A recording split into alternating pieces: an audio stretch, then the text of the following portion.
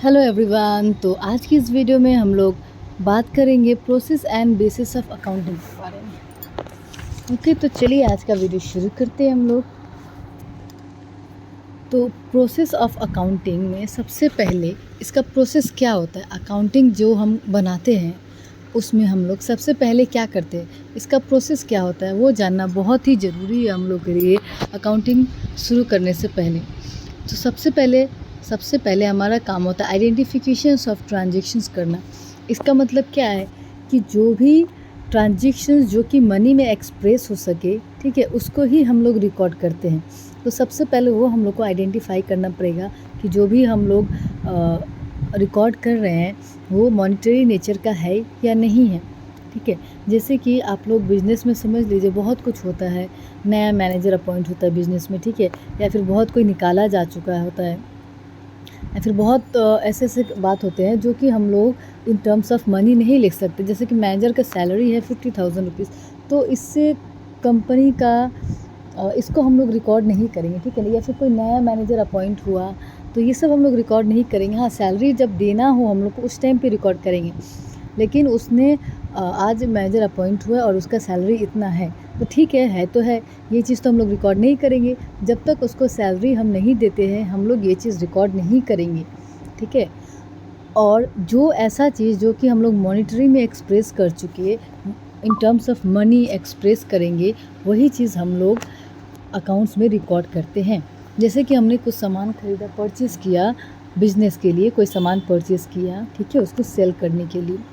तो परचेज़ किया 50,000 का, सपोज़ कीजिए 50,000 का हम लोग सेल्स परचेज़ किया, सामान ख़रीदा, तो उसका हम लोग एंट्री करेंगे क्योंकि हम लोग सामान ख़रीदे हैं, उसके बदले में हम लोग पैसे दिए, हाथ से पैसा गया है और उसके बदले में हम लोग के पास सामान आया है, तो ये चीज़ हम लोग रिकॉर्ड करेंगे। तो इसी को हम लोग बोलते हैं आइडेंटिफिकेशन ऑफ ट्रांजेक्शन्स, जिसमें कि हम लोग मॉनेटरी नेचर और नॉन मॉनेटरी नेचर आइडेंटिफाई करते हैं।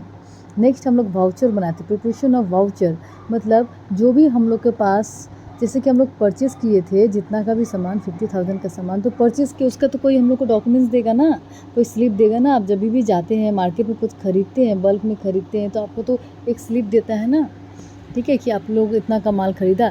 तो वो जो हम लोग का डॉक्यूमेंट है वो होना चाहिए जिसके थ्रू हम लोग प्रिपरेशन ऑफ वाउचर कर सके, ठीक है। तो जो ये वाउचर है, हम लोग जो वाउचर बनाते हैं इसमें हम लोग वाउचर नंबर लिखते हैं, ठीक है, उसका डेट लिखते हैं और उस कौन सा अकाउंट डेबिट हो रहा है, कौन सा अकाउंट क्रेडिट हो रहा है, ये सब हम लोग वाउचर में मेंशन करते हैं। साथ ही इसके साथ हम लोग जो इसका एविडेंस, इसका प्रूफ है कितना का सामान बिका है, उसका स्लिप हम लोग उसके साथ अटैच कर देते हैं, ताकि कुछ भी फ्यूचर में खोजी हो, ढूंढना हो कि कितना का सेल्स हुआ, क्या हुआ नहीं, उसका प्रूफ क्या है, तो किसी को भी मिल जाए, ठीक है। तो प्रिपरेशन ऑफ वाउचर करने के बाद हम लोग क्या करते हैं, recording of books of original entry. उसके बाद हम लोग जो हम लोग का जर्नल एंट्री है, ओरिजिनल एंट्री का बुक होता है, उसमें हम लोग जर्नल एंट्री करते हैं। जितने भी वाउचर्स है उसके बेसिस पे हम लोग एंट्री करना शुरू करते हैं, ठीक है। और जैसे कि हम लोग ने परचेज़ किया था 50,000 का, तो इसका रिकॉर्डिंग हम लोग का क्या हो जाएगा, परचेस अकाउंट डेबिट, ठीक है।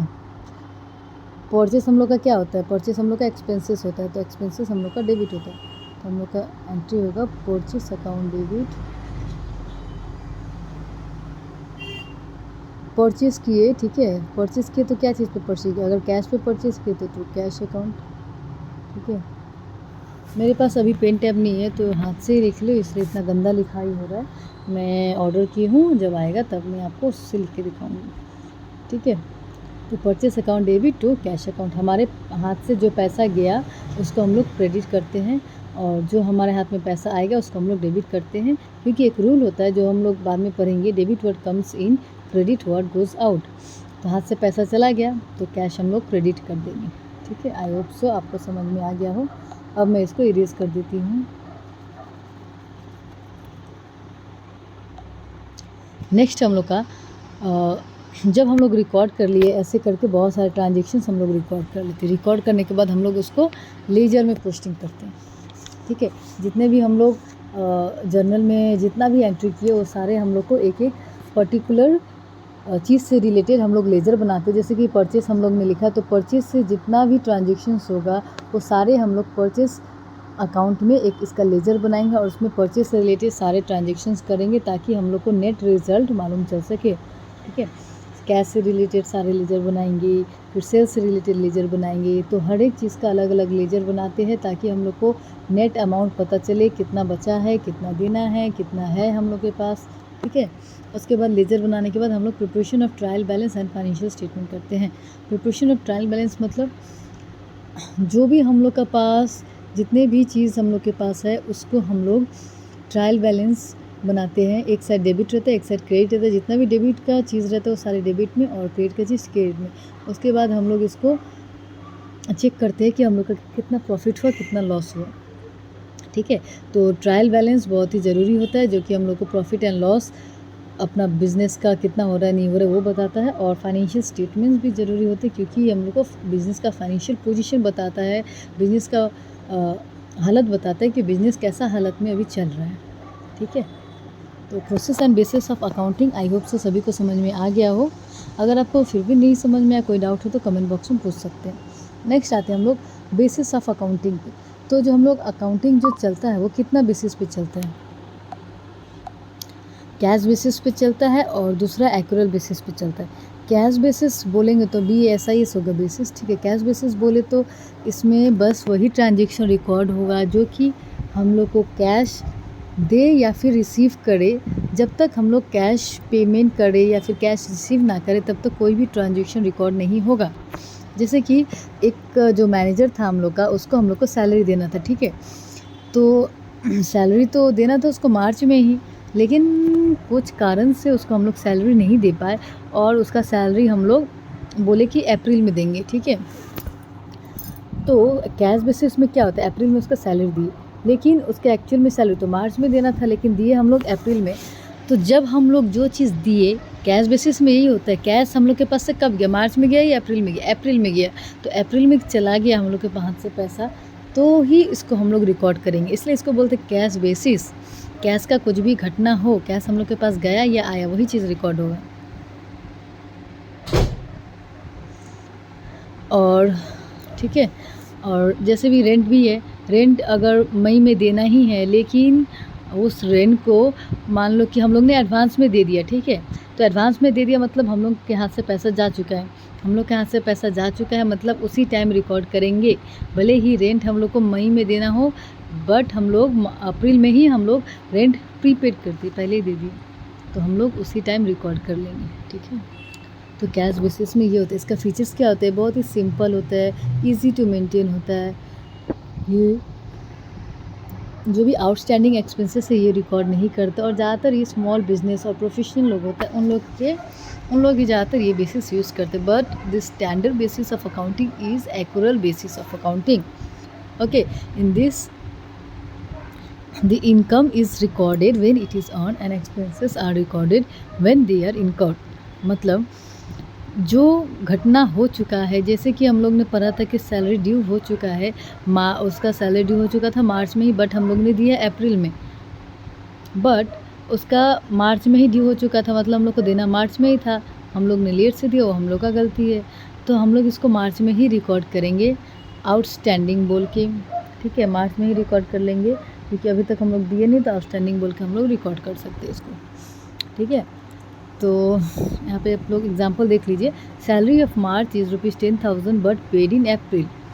तो मार्च में उसका सैलरी था 10,000 लेकिन उसने दिया अप्रैल में। Under accrual accounting the 10,000 salary expenses is recorded in March. तो ये जो सैलरी है हम लोग मार्च में ही रिकॉर्ड करेंगे क्योंकि ये मार्च से ही रिलेट है। ठीक है, मार्च का पैसा देना था लेकिन हम लोग ने दिया नहीं तो हम लोग मार्च में ही रिकॉर्ड कर लेंगे। भले ही हम लोग जब भी दे लेकिन रिकॉर्ड हम लोग इसी टाइम करेंगे कि हाँ इतना पैसा देना था और अभी तक हम लोग ने दिया नहीं है। नेक्स्ट हम लोग डिफरेंस देख लेते हैं, कुछ डिफरेंसेस। जिससे कैश बेसिस में बस कैश ट्रांजेक्शन रिकॉर्ड होता है और एक्रूरल बेसिस में कैश और क्रेडिट दोनों ही ट्रांजेक्शन्स रिकॉर्ड होते हैं। टाइमिंग क्या होता है कैश बेसिस में रिकॉर्ड करने का, only those income that have been received in cash are recorded. मतलब जो भी इनकम जो हम लोग कैश में रिसीव किए उसी टाइम हम लोग रिकॉर्ड करेंगे।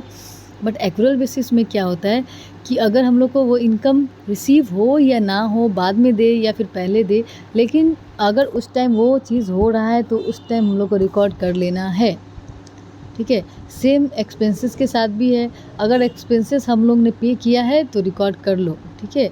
और एक्रूअल बेसिस में एक्सपेंसेस हो चुका है, हम लोग ने अभी दिया नहीं है, बट फिर भी उसको रिकॉर्ड करो, ये बोलता है एक्रूअल बेसिस, ठीक है।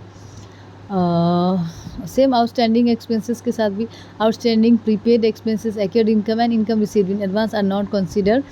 तो कैश बेसिस में ये सब आउटस्टैंडिंग एक्सपेंसेस जो कि हम लोग को लेट से देना होता है, लेट जो हम लोग एक्सपेंसेस जो कि हम लोग अभी तक ने दिया नहीं है उसका आउटस्टैंडिंग बोलते हैं, ठीक है। प्रीपेड एक्सपेंसेस जो कि हम लोग ने पहले ही पे कर चुका है, तो ये सब चीज़ हम लोग रिकॉर्ड नहीं कर पाएंगे, बस कैश से रिलेटेड ट्रांजेक्शन से रिकॉर्ड करेंगे। एक्रूअल बेसिस में ये सब कुछ भी कंसिडरेशंस, सारे आइटम्स ये सब कंसिडरेशंस में हम लोग लेते हैं। लीगल पोजीशन क्या है, the basis is not recognise under the companies act 2013। तो जो कैश बेसिस ऑफ अकाउंटिंग है ये कंपनीज एक्ट इसको रिकॉग्नाइज नहीं करता है, बट द एक्रूअल बेसिस एक स्टैंडर्ड बेसिस है और इसको कंपनीज एक्ट भी रिकॉग्नाइज करता है। तो हर जगह हम लोग एक्रूअल बेसिस ही यूज़ करते हैं। And the cash basis, it does not ascertain the correct profit or loss of the business of the transactions businesses, but the accrual basis it records the actual profit and loss. It ascertain the actual profit or loss of the businesses, ठीक है।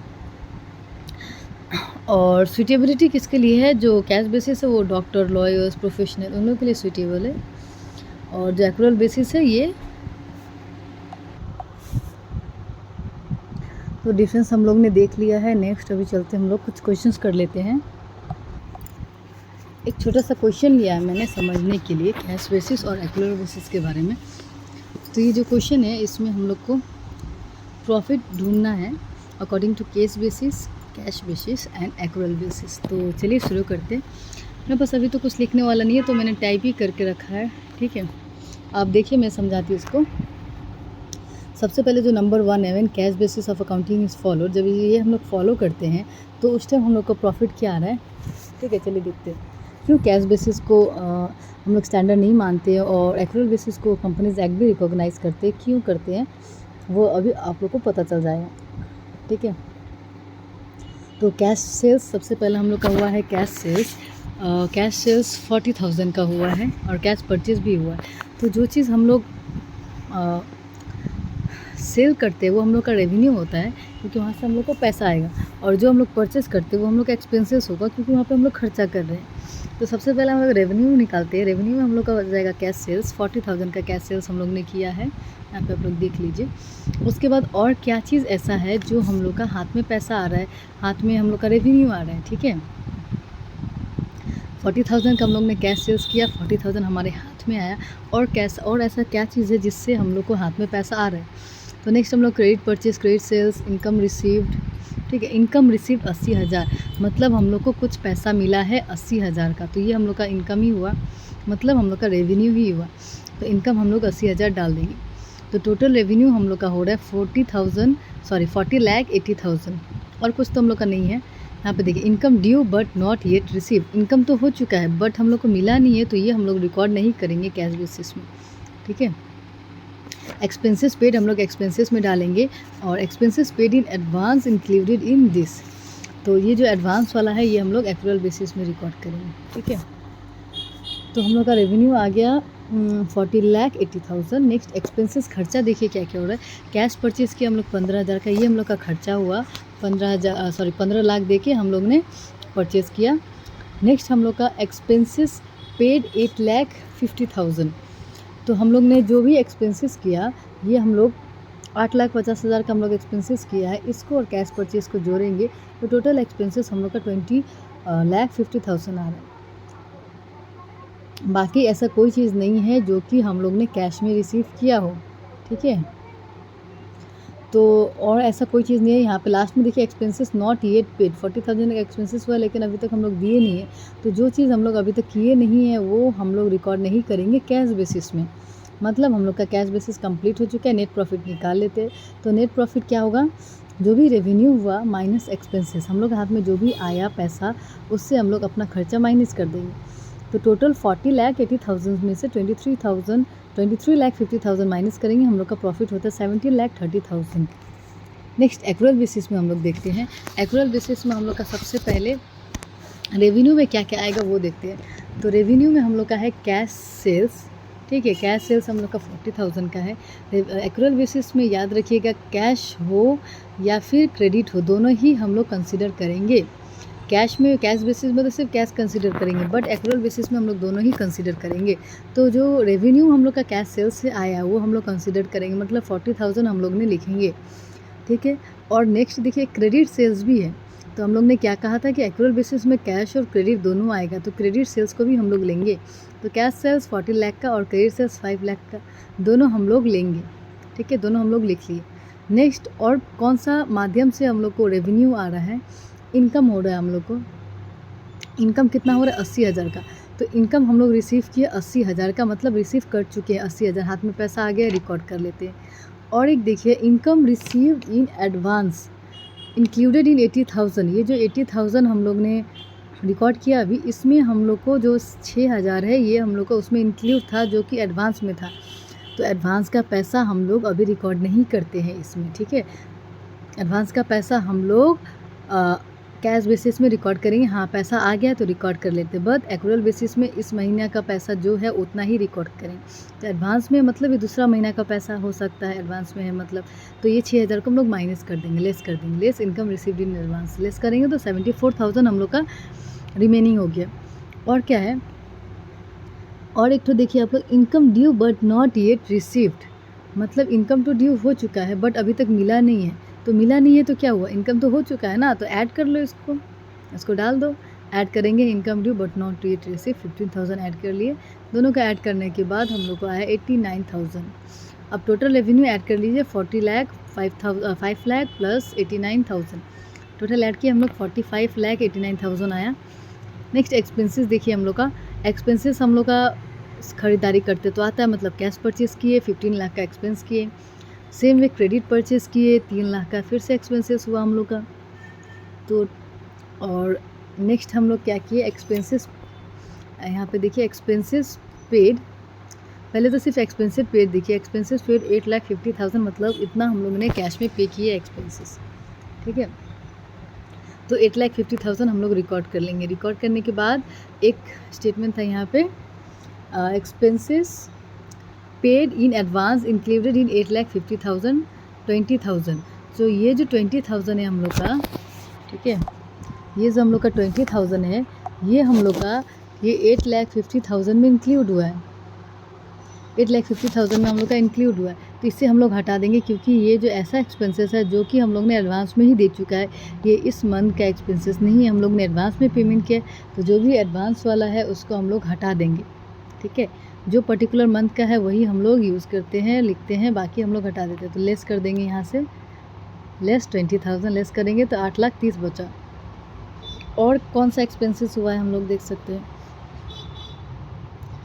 Expenses एक देखिए यहाँ पे expenses not yet paid, ठीक है, expenses जो कि हम लोग ने अभी तक पे नहीं किया है, मतलब एक्सपेंसेस हो चुका है, पे नहीं किया तो क्या हुआ, एक्सपेंसेस तो हो चुका है, मतलब रिकॉर्ड कर लो, ऐड कर लो, ये भी एक्सपेंसेस हम लोग का ऐड कर लिए 45,000। तो टोटल हम लोग को 8,75,000, 15 lakh 3 lakh 8,75,000, total we have got 26,75,000.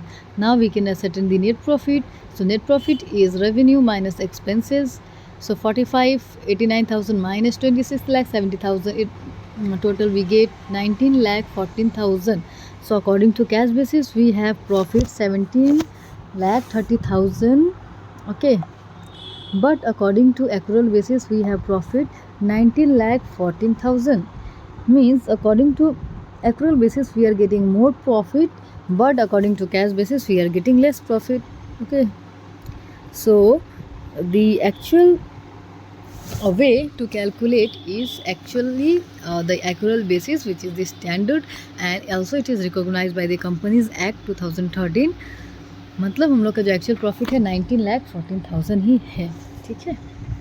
So here we end up our today's topic, today's chapter, and so let's meet in the next video with the new chapter.